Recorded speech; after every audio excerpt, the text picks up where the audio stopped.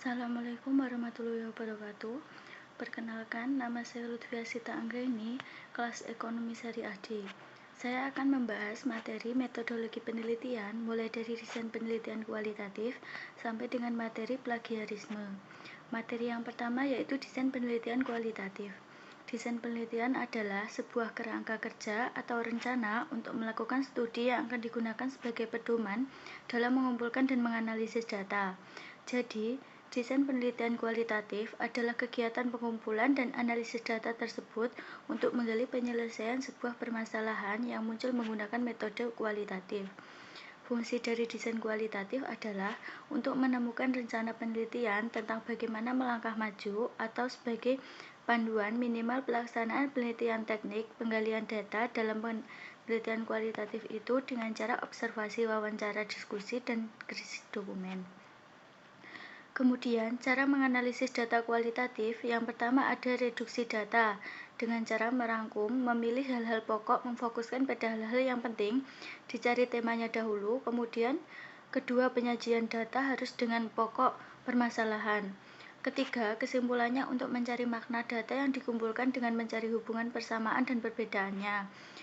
Materi yang kedua ada desain penelitian kuantitatif.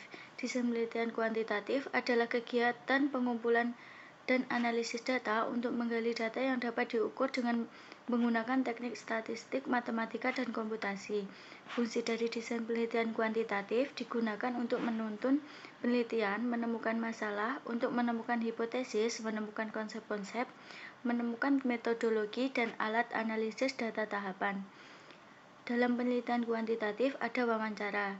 Di wawancara ini ada dua yaitu wawancara terstruktur yang merupakan apabila peneliti ingin menanyakan tapi sudah tahu jawabannya, jadi ada alternatif jawaban. Sedangkan wawancara yang kedua ada wawancara tidak struktur. Artinya wawancara itu tidak direncanakan sebelumnya. Jadi seperti tidak struktur. Setelah itu angket atau biasa disebut kuesioner. Yang ketiga, observasi. Analisis dalam penelitian kualitatif ada dua, yaitu statistik deskriptif dan statistik inferensial. Dalam strategis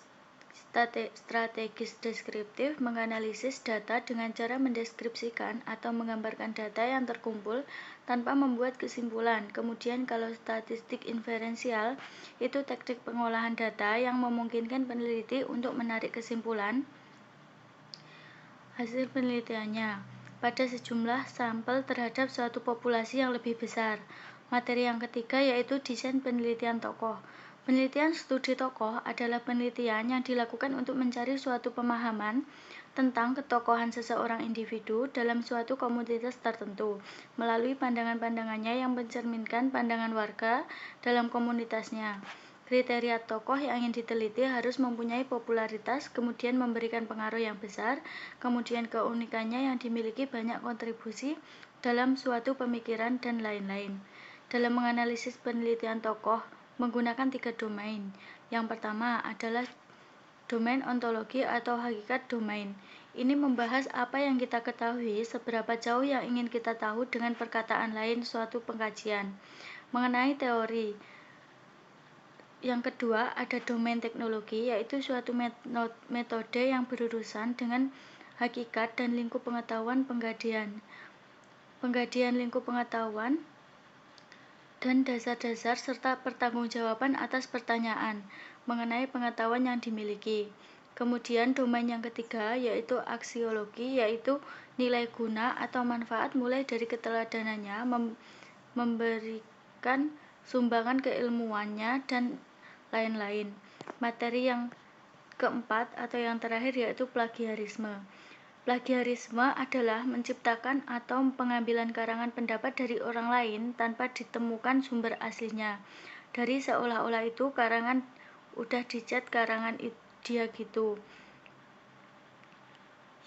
Yang bisa dikategorikan dalam plagiarisme, yang pertama mengakui tulisan orang lain sebagai tulisan sendiri, yang kedua mengakui gagasan orang lain sebagai pemikirannya sendiri, yang ketiga mengakui temuan orang lain sebagai kepunyaannya sendiri, yang keempat meringkas atau memparafrasakan tanpa sumber aslinya.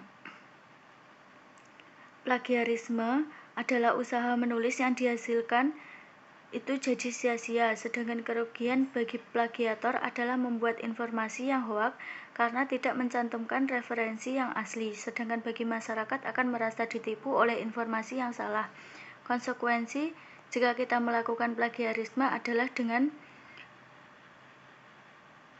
peringatan tertulis, kemudian penundaan baik di hack bagi mahasiswa atau dosen, kemudian kalau mahasiswa itu ada penurunan like, kalau dosen ada penurunan jabatan, seperti itu. Sekian penjelasan dari saya, ada kurang lebihnya mohon maaf. Wassalamualaikum warahmatullahi wabarakatuh.